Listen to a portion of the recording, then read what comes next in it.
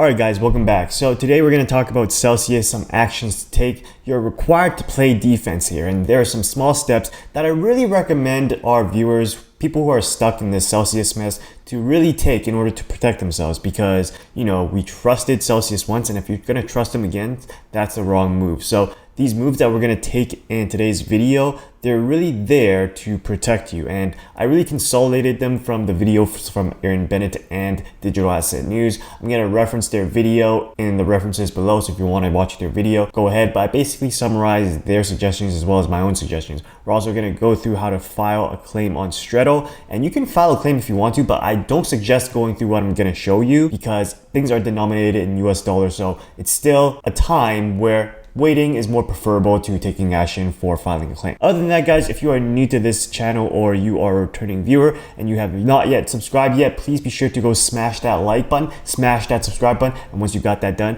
let's jump into it. Alright guys, so today I'm really going to be referencing the videos made by Bennett here, Celsius Network Update on Loans, Filing a Claim, and Backing Up Transactions. It's about a 20-minute video, so I really highly recommend watching this video, but if you don't want to watch it, then I'm going to have it summarized. I'm also going to go through Digital Asset News when Dan had an interview with a bankruptcy lawyer. Also really good information here. It's about 40 minutes here, so kind of a longer watch, but total it's going to be an hour for each. So I'm going to try to break this down and cover everything that you really need to know in about 10 minutes. So if you want to hop along, then please continue watching this video, but I'm going to talk a little bit about what they really talked about in these videos. So the highlight of Bennett's video is really more focused on backing up your transactions on Celsius, and I'm going to show you how to do this in a little bit, so stick with me here. But it really is how to protect yourself when it comes to this Celsius bankruptcy case. But because we know that the executive, they're not exactly genuine people, they're not exactly trustworthy people, so you have to protect yourself in this way. This will help you fight against Celsius if they try to pull any funny business, right? If they try to change some digits in the database, this will protect you from them because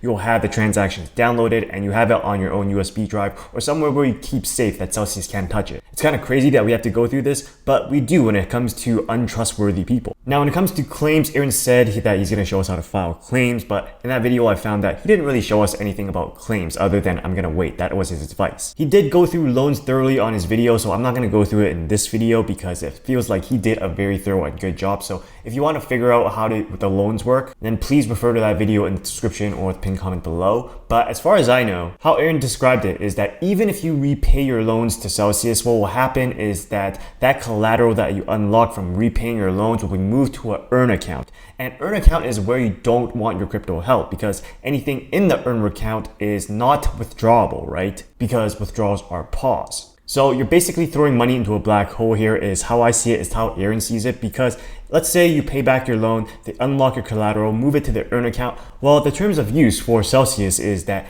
anything in the earn account is property of Celsius. They're not the property of their users, they're depositors, right? So basically, they don't really have that incentive to honor you. That means that you don't have the right to call back that crypto as your own crypto because anything in the earn account, that title belongs to Celsius. They don't belong to the creditor. And I know, guys, it's a really crazy world we live in. But anyways, let's go take a look at how you download those transactions. Yeah, guys, so what you're looking at is quite a chunk of chain over there sitting on Celsius for me. So it sucks, but there are a lot of people that have way more than I do on here. So it is what it is. But anyways, once you've logged into your Celsius network account, what you want to do is, this is from the dashboard, right? So go all the way to the bottom where you see transactions and go to view all transactions. Once you click that button, that'll open up a page somewhat like this. And what you can do is flip this to go show 100 or something. And once you scroll all the way down to the bottom, you should see it export as CSV. So you want to click that. And it'll say transaction history exported. That means that they will send that to your email. So you go to your email and you'll get something like this saying that your transaction history report is now available to download. So remember, this is only valid for 4 hours. Once that 4 hours is over, you'll have to do this again. Click download to download all your transactions down. And you probably just also want to keep this email just in case because they might come back and say that, yeah, this is wrong, but you want to have basically a paper trail with everything that's happening in Celsius right now. So this was one I exported a while ago. This is a new one that I exported. So you can basically open up your CSV and see everything there. All right, guys, so something really weird happened as I was navigating through that whole entire Celsius downloading your transactions. They actually kicked me off the site several times, and I had to log back in several times. So I'd say after this video, go ahead and download your transactions right away, because you never know whether you're gonna lose access to Celsius now. So things are kind of shaky for me right now, so I just want to warn you guys about that. By the way, if you guys have not put your stuff in your ledger yet, or you don't have a ledger, get your ledger in the pinned comment below, because this is a cold wallet. This is the only way where all of these bankrupt companies can't steal your crypto like they did with Celsius and Voyager. And actually, when it comes to saving my secret phrases, I was using the Keystone tablet, but in addition to the Keystone tablet, I also got an Apricorn. So this is basically military grade USB. You see that it has all this pin pad here. You could actually set a pin to access what's in that USB. So it's military grade. I'm gonna drop the links in the comments below, in pinned comments below, so you can check that out if you want to buy one. But anyways, let's jump back into this video. So let's talk about what happened at Digital Asset News. So Dan interviewed Nayuan, who is a bankruptcy lawyer who has 15 years of experience, and he highlighted some pretty interesting things. First thing he did is he defined bankruptcy, because a lot of this is new to everybody. So what happens in a bankruptcy is that the debtor, which is Celsius, has debt, but they are also insolvent to pay their creditors, who are us. So what they do is they set up a plan, and basically they prioritize everybody on who gets paid first. Now there's different types of bankruptcies. The first one is Chapter 7, that is liquidation. What basically that means is that all the assets from the company gets fire sold, and then what's sold is paid out to the creditors, and then the business is shut down. What Celsius and Voyager are in is that they're in Chapter 11, which is reorganization. And it is reorganization that allows them to pay everyone out according to what everyone is entitled to under bankruptcy code. Chapter 15 is what 3AC is in right now, and we're not going to go into detail, but that is basically foreign bankruptcy. How Nayuan discussed what happened with Celsius and Voyager is basically under their terms of use, they are the owners of the cryptos that were transferred to them by depositors like you and I, and that we have no legal right to that crypto. So how it basically sounds like is the users that are transferring those cryptos into Celsius and Voyager are seen as creditors. So basically you can kind of see it like we're a bank and we're trying to collect on our loan that we've loaned out to Voyager and Celsius. Now the big question that they talked about is how the courts will see Celsius, because Celsius has changed their terms of use time and again. But here's the catch: the way that they marketed since day one can conflict with what they say on the terms of use, in which case we'll have to wait for the court to decide how to look at that. So here's where I want you to really listen, because the lawyer highlighted this. If you are a creditor,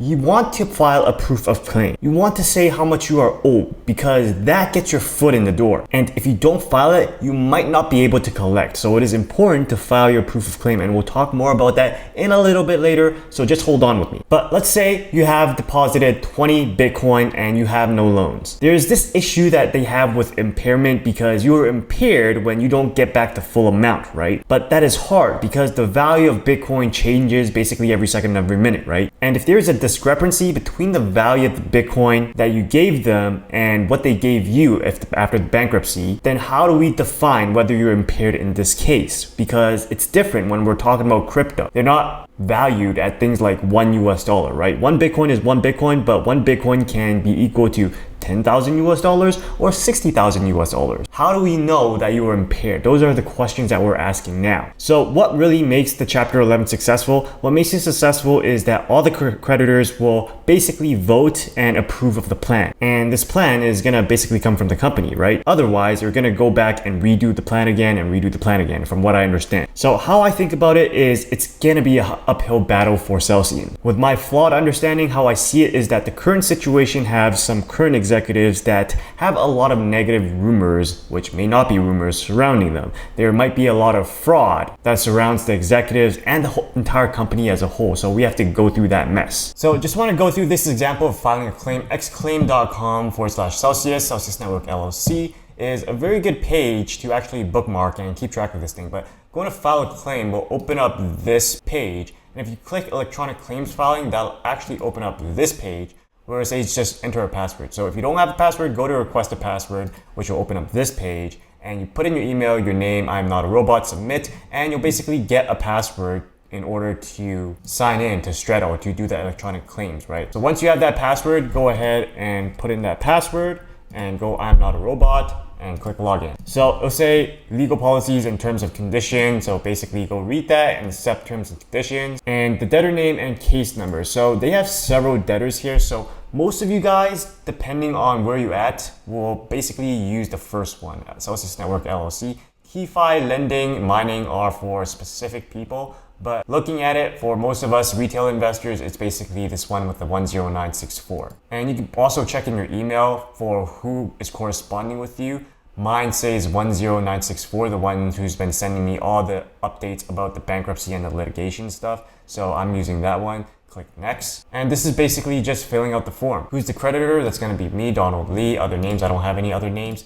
Has this claim been acquired from someone else? No, it hasn't. And then this is just filling out any other form. So fill in the address, your city, state, zip, state, country, telephone, fax number, and your email. Does this claim amend one already filed? So I'm assuming that you guys have not filed the claim already, or you probably won't be watching this part. So I'm just gonna click no. Otherwise, you can click yes and put in your claim number on Port Claims Registry if you know that, and when you filed it. Do you know if anyone else has filed a proof of claim for this claim? No. So if you have a lawyer, then you probably would be putting this in, but I'm gonna fill these out and head to the next step. So over here in step 2, basically, do you have any number you use to identify the debtor?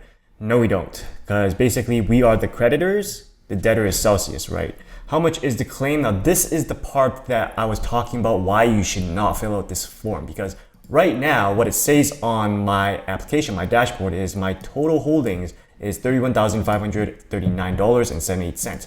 Is that what I should put here? Well, what if that changes tomorrow? What if that becomes 60,000, right? Then how much is the claim for? So that is the part where in the court, we're having questions about, we're hazy about, that's the gray area. So that's why I'm saying I'm just going through this entire form with you as an example. And I would suggest waiting for them to figure out how to actually make these claims for crypto, because all in all, at the end of the day, we just want our Bitcoin and our Ethereum back. The fiat currency, that doesn't matter because we're in crypto because we want to get away from fiat. But what is the basis of the claim? I just put crypto loaned, and everything else is basically no. Is part of the claim secured? We're unsecured creditors? No.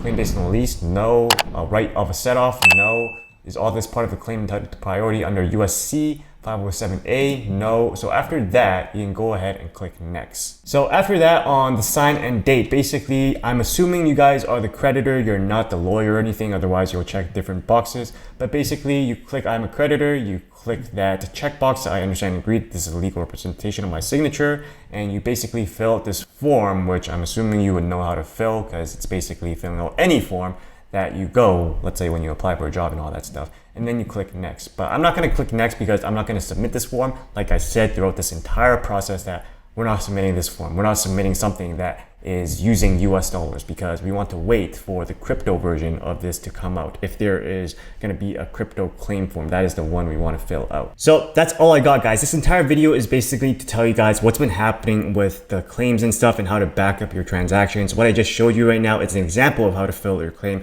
Not that I want you to fill out that claim form. Again, don't fill that one out. With all that said, that's like literally all I got. Remember to get your ledger and get your Apricorn with the links in the pinned comments below. And if you guys enjoyed this video, if you want updates for when the claim form comes out for crypto, if that comes out, then please just go ahead and smash that like and subscribe button. Turn on that notification bell because once I get wind of it, I'll make another video on how that is done. Otherwise, guys, that's all I got. Remember to keep working, keep building, keep inspiring. I'll see you next time.